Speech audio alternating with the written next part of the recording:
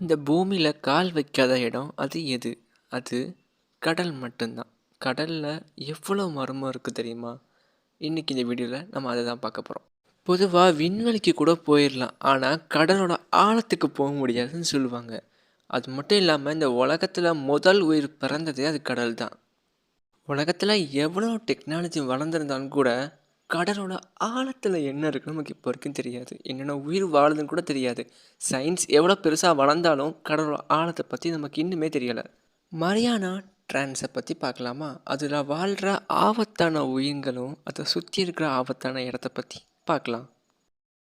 இவ்வளவு அருகில் இருக்கும் கடலை விட்டு பல மைல் தூரத்தில் இருக்கும் விண்வெளிக்கு எதற்காக செல்கிறார்கள் என்று தெரியுமா? உலகத்தை விட்டு தூரமாக இருக்கும் விண்வெளிக்கு கூட சென்று விடலாம், வாழ்ந்து விடலாம்.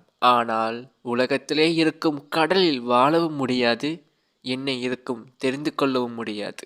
மரியானா ட்ரான்ஸில் இருக்கும் ஆபத்தும் எவரெஸ்ட் மலையை விட மிகவும் அதிக ஆழமாக இருக்கும் இதை பார்த்து ஆச்சரியமாக தான் இருக்கிறது.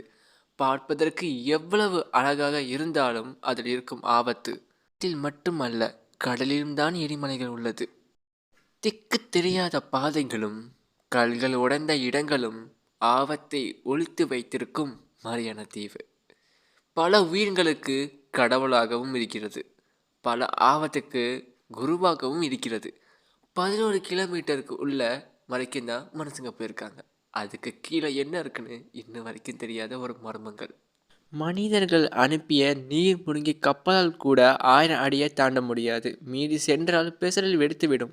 இச்சம்பவம் சில வருடத்திற்கு முன்பு நடந்தது. டைட்டானிக் கப்பலை பார்ப்பதற்காக 5 பணக்காரர்கள் சென்றார்கள். போக இருக்கும் இடத்தில் ஓவர் பெசராக இருந்ததால் கப்பல் அங்கேயே வெடித்தது. 5 நபர்களும் உயிரிழந்தார்கள். சுமார் 250 கிலோமீட்டர் நீளமும் 69 கிலோமீட்டர் அகலமும் உள்ளது மரியானா தீவு. இந்த தீவும் நம்ம வாழ்கிற உலகத்தில் தான் இருக்குது. இங்கே இருக்கிற ஒரு விஷயமும் நம்ம ஆபத்தாகவும் நம்ம வித்தியாசமான உயிரினங்களும் இங்கே வாழ்ந்துட்டுருக்கு. கடலின் மேல் பக்கம் எவ்வளவு அழகாக இருந்தாலும் கடலின் கீழ்ப்பக்கம் போய்கொண்டே தான் இருக்கும். சுமார் 10,892 அடி, அதாவது இமயமலையோட 2 மடங்கு பெரிய கடல் இது. கடலோட மேல் பக்கத்தை பார்த்தாச்சு, கடலுக்குள்ளே போகலாமா? இன்னும் எக்கச்சக்கமான மீன்களும் எக்கச்சக்கமான விஷயங்களும் இருக்குது. இந்த மீனோட பேர் ஸ்டெயின்ஃபிஷ். இதோட பேர் ஆம்பிபாட்ஸ். இதோட உடம்புலேருந்து ஒரு திரவம் வரும். இந்த திரவத்தை வச்சு ட்ரக்ஸு இது மாதிரி நிறைய ரெடி பண்ணுறதுனால இந்த மீன் ரொம்ப டிமாண்டாக இருக்கும். பட் இது மாதிரியான ஆட்களில் மட்டும்தான் கிடைக்கும்.